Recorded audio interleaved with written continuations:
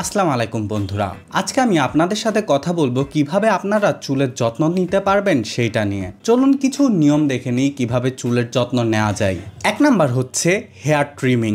আপনাকে প্রতি 6 থেকে 8 সপ্তাহে আপনার চুলের আগা কাটতে হবে, তাইলে চুলের আগায় যে ভাঙাটা হয় সেই জিনিসটা ঠিক হয়ে যাবে। 2 নাম্বার জেন্টাল ওয়াশিং। আপনাকে খুব রাফভাবে আপনার চুলটা ওয়াশ করা যাবে না, খুব আস্তে আস্তে আপনার চুলটা ওয়াশ করতে হবে। আর পুরা সপ্তাহে 2 থেকে 3 বারের বেশি কোনোভাবেই চুল ওয়াশ করা যাবে না। 3 নাম্বার কন্ডিশনিং।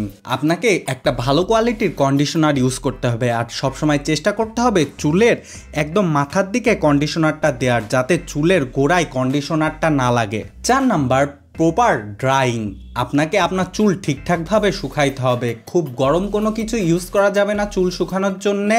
আপনাকে চেষ্টা করতে হবে আপনার গামছা দিয়ে আলতো করে আপনার চুলটা মুছে নেওয়া, খুব রাফভাবে আপনার চুলটা মোছা যাবে না, এতে কিন্তু ভিজা টাইমে চুলটা সব থেকে বেশি ওঠে। 5 নাম্বার চিরুনির ইউজ।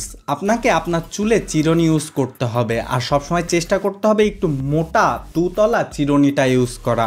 আর চুলে চিরুনি ইউজ করলে আপনার মাথায় যে রক্ত সঞ্চালন আছে এই জিনিসটা কিন্তু বৃদ্ধি করে। 6 নাম্বার প্রোটেক্টিভ হেয়ার স্টাইল। আপনাকে যে হেয়ার স্টাইল করবেন তাতে কিন্তু খুব একটা স্ট্রেস দিবেন না চুলকে, তার মানে জেল টেল ইউজ করা, খুব রাফভাবে চুলটা একদিকে সাইড করে রাখা, এত কিছুর দরকার নেই। আপনার চুলটাকে একটু মিনিমাইজ করে ছেড়ে দিন, ঠিকঠাকভাবে রাখুন, দেখবেন ঠিক থাকবে চুল। কিন্তু আপনি যদি খুব বেশি করে চুল স্টাইল করতে যান তখন কিন্তু আপনার চুল উঠতে থাকবে। Balance diet. আপনাকে ব্যালেন্স ডায়েট করতে হবে, তার মানে যেসব খাবারে সব রকমের ভিটামিন পাওয়া যায় সেই রকম খাবার খাইতে হবে, তাই সব রকম খাবার মিক্সড করে খাইতে হবে। আপনাকে চেষ্টা করতে হবে protein, iron, omega 3, vitamin A, B, C, D ছাড়া বায়োটিন আছে যেই সব খাবারে সেই সব খাবার খাওয়ার। 8 নাম্বার হাইড্রেশন। আপনাকে সঠিক পরিমাণে পানি খাইতে হবে যাতে আপনার চুলটা ভিতর থেকেও হাইড্রেটেড থাকে। 9 নাম্বার স্ট্রেস ম্যানেজমেন্ট। আপনি আপনার স্ট্রেস ম্যানেজ করতে পারেন যেমন ইয়োগা বা কোনো রকম মেডিটেশন করে, কারণ স্ট্রেস থাকলে কিন্তু আপনার চুল পড়তে থাকে, তাছাড়া স্ট্রেসের কারণে চুলের আরো অনেক রকমের ক্ষতি হয়। 10 নাম্বার অ্যাভয়েড স্মোকিং। আপনাকে চেষ্টা করতে হবে স্মোকিং না করার, কারণ স্মোকিং যদি আপনি করেন তাহলে আপনার স্ক্যাল্পে রক্ত পৌঁছাইতে কিন্তু একটু কষ্ট হয়, তাছাড়া যেসব নিউট্রিয়েন্টস আছে সেগুলো শরীরে পাইতেও কষ্ট হয়, এর জন্য স্মোকিংটা ছেড়ে দিতে হবে। 11 নাম্বার হচ্ছে প্রপার স্লিপ। আপনাকে একটা সঠিক ঘুম দিতে হবে, আপনার সঠিক ঘুম কিন্তু আপনার চুলের জন্য খুব প্রয়োজন।